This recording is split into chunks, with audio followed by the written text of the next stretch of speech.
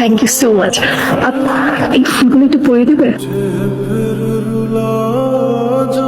আমি কি তোমাদের ডিস্টার্ব করলাম?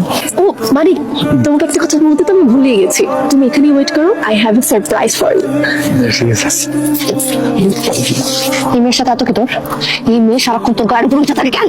মাথা নষ্ট হয়ে গেছে তোর। আর উপরে থাকবো কি লিগে? একটা ভালো মানুষ আমার লোক কথাবার্তা কয়, আমিও কথাবার্তা কই। কদিন ধরে চিনস তুই ওরে? সারাক্ষণ থেকে ওর দিকে তাকায় থাকোস কেন?